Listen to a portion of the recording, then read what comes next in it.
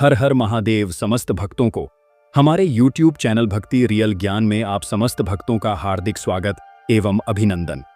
क्या रास्ते में चलते हुए यदि कोई मंदिर दिखाई पड़े तो वहां पर प्रणाम करना चाहिए कि नहीं करना चाहिए? इसका क्या असर हमारे जीवन पर पड़ता है?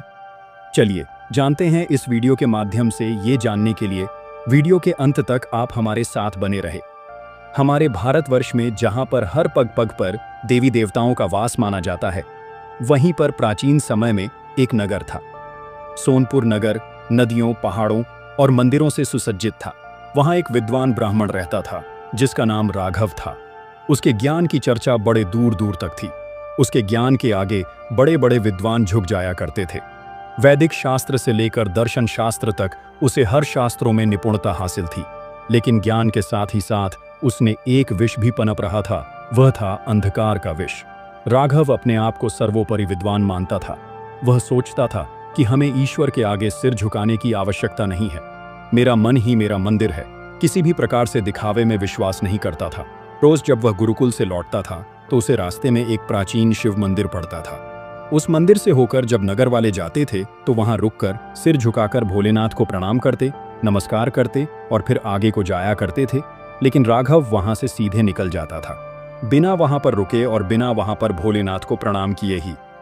एक दिन मंदिर में रहने वाले वृद्ध पुजारी ने उसे रोक लिया और प्रेम से बोले, बेटा, मंदिर में ईश्वर के सामने सर झुकना प्रणाम करना केवल एक परंपरा नहीं है, आत्मा की विनम्रता है।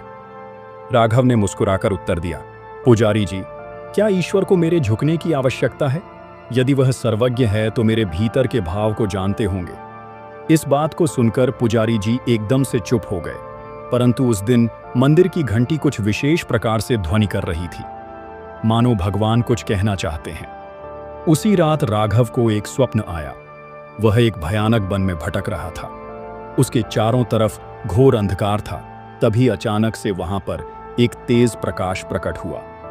उसी तेज के मध्य में स्वयं जगत के पालन करता, संहार करता, उत्पन्न करता भगवान भोलेनाथ प्रकट हुए। उनके हाथ में त्रिशूल था, डमरू था, गले में नाग, माथे पर चंद्रमा विराजमान, बड़ी सी जटा बंधी थी जिसमें मां गंगा का वास था। पूरे शरीर पर भस्म लिप्तता था। उस समय भोलेनाथ की आंखों में करुणा भी थी और एक खास चेतावनी भी थी। उस समय भगवान भोलेनाथ ने राघव से कहा, राघव, तूने शास्त्रों को पढ़ा लेकिन तुझे मेरा साक्षात्कार नहीं हुआ। जो अंधकार से भरा हो, भला हो, मेरे निकट कैसे आ सकता है? राघव कांपते हुए बोला, प्रभु, मैं तो आपको सदैव अपने हृदय में बसाता हूं, शरीर को भला क्यों झुकाओ? यह सुनकर भगवान भोलेनाथ गंभीर स्वर में बोले, जिसमें श्रद्धा होती है वह शरीर को भी झुकाता है, और अंधकार से भरे मन को जब तक विनम्रता का झटका ना लगे वह ईश्वर का अनुभव नहीं कर सकता। जब तुम मंदिर के सामने से गुजरता है और झुकता नहीं, तब तुम अपने अंधकार को सींचता है। क्या तू जानता है, एक पल का झुकाव वर्षों के तप के बराबर फलदायी हो सकता है। राघव की आंखों से अश्रु बहने लगे और वह धरती पर गिर पड़ा तथा हाथ जोड़कर भगवान से बोला, प्रभु, मुझे क्षमा करें, आप बड़े ही कृपालु हैं। मैं आपकी शरण में आ चुका हूं। अब तक मैं अपने ज्ञान के अहंकार में अंधा हो गया था। भोलेनाथ मुस्कुराकर बोले, वत्स, जब अगली बार तू मेरे मंदिर के सामने से गुजरे तो सर झुकाना। सर झुकना केवल रीति नहीं, श्रद्धा के साथ सिर झुकाना, यह झुकाव तुझे मुझसे जोड़ देगा। आंखें खुली, उसका चेहरा एकदम शांत था, दृष्टि कोमल और हृदय नम। अब वह जब भी मंदिर के सामने से निकलता, सिर झुकाकर हाथ जोड़ लेता, कभी कभी रुककर मंदिर के सामने भेजता और भक्ति के जो शब्द गुनगुनाता और फिर आगे बढ़ता। राघव की इस बात को देखकर नगर के सभी लोग बहुत ही चकित थे कि राघव में ऐसे परिवर्तन कैसे हो गए। उस समय मंदिर के पुजारी बोले, जब ज्ञान को भक्ति का स्पर्श मिलता है तभी आत्मा का उद्धार होता है। इस कथा से यह संदेश मिलता है कि प्रणाम करना केवल एक शारीरिक क्रिया नहीं बल्कि आत्मा का झुकाव भी होता है। मंदिर देखकर हाथ जोड़ने का, प्रणाम करने का यह छोटा सा कर्म हमारे भीतर के अहंकार को थोड़ा थोड़ा रोज करता है। जो झुकना सीखता है वही ईश्वर को प्राप्त कर सकता है। इसलिए हमें हमेशा किसी भी मंदिर को देखकर अवश्य ही सिर झुकाना चाहिए।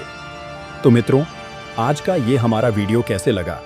यदि आपको हमारा यह वीडियो अच्छा लगा है तो कृपया लाइक अवश्य करें और कमेंट में जय श्री महाकाल अवश्य लिखें। तो मिलते हैं अगले वीडियो में। तब तक के लिए सभी भक्तों को हमारा प्यार भरा जय श्री महाकाल। धन्यवाद।